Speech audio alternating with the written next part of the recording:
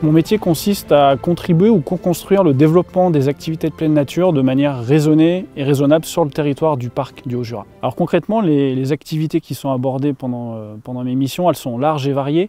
Je peux très bien accompagner des porteurs de projets comme les organisateurs d'événements, en donnant notamment des avis et en les accompagnant sur le volet environnemental de leurs manifestations. Mon métier consiste aussi beaucoup à de la concertation avec l'ensemble des acteurs qui travaillent à la mise en tourisme ou à la structuration des activités de pleine nature sur le territoire. Au quotidien, j'utilise plusieurs outils, mais il y en a un qui me tient particulièrement à cœur, c'est Geotrek ou Haut-Jura Rando, qui est en fait un outil à double vocation. D'une part, il permet d'aider les collectivités qui structurent les activités de plein air à administrer, gérer leur réseau d'itinéraires par exemple. Et de l'autre côté, c'est un outil qui permet de faire de la valorisation d'itinéraires auprès du grand public.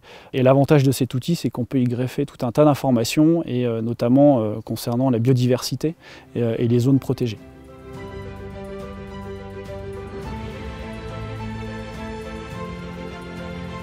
Alors ici dans le Jura, le changement climatique il s'observe l'hiver et également l'été, on a tendance aussi à l'oublier. L'enneigement aléatoire l'hiver oblige à repenser le tourisme et les activités de plein air sur le territoire. On skie encore heureusement dans le Jura, mais il faut pouvoir penser à l'avenir et pouvoir structurer un tourisme plutôt orienté 4 saisons afin de pallier à ces épisodes aléatoires au niveau de l'enneigement.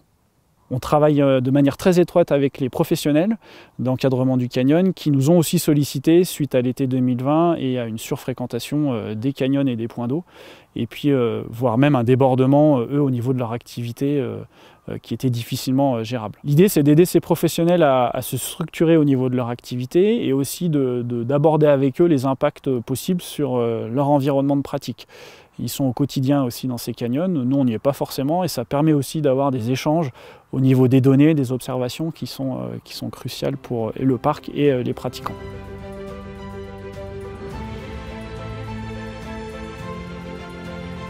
Face à ces effets du changement climatique, on met un certain nombre d'actions en place qui peuvent être très pragmatiques, très concrètes. Ça peut être des réflexions autour des stationnements, de l'accueil du public, est-ce qu'on agrandit les parkings ou non, autour de la canalisation des flux sur certains itinéraires pour limiter au maximum les impacts des visiteurs sur l'environnement. Ça peut être des réflexions autour de la notion de bivouac, c'est quelque chose qui a le vent en poupe depuis quelques temps. Donc est-ce qu'on peut créer notamment des aires de bivouac pour pouvoir canaliser aussi les gens qui font du camping sauvage. C'est tout un tas d'actions plus ou moins concrètes ou de réflexions en tout cas qui nous permettent d'anticiper des impacts qui sont déjà existants et futurs potentiels. J'ai quand même la chance au quotidien d'évoluer avec des personnes qui en ont conscience et qui ont envie de faire évoluer les choses. Un des éléments essentiels à mes yeux, c'est de bien comprendre les évolutions sociétales, notamment à travers les activités de plein air et le tourisme. Travailler avec des universités ou en sciences sociales ou des personnes qui sont spécialisées sur le rapport de l'homme à l'environnement et au milieu naturel, ça me paraît essentiel pour bien comprendre d'une part et bien adapter les outils, les actions sur le terrain d'autre part. Je pense que c'est important de croiser les regards, donc les parcs naturels, régionaux, nationaux, les gestionnaires d'espaces naturels, les habitants aussi, les pratiquants, les associations, les professionnels. Je pense que, alors sans faire un espace de travail trop large, mais c'est important d'avoir vraiment le ressenti de chacun. Et je pense que la place de l'habitant dans ces réflexions n'est pas assez considérée ou en tout cas entendue, puisqu'il vit au quotidien sur le territoire, il pratique aussi des activités de plein air. Et je pense que sa réflexion devrait largement être écoutée.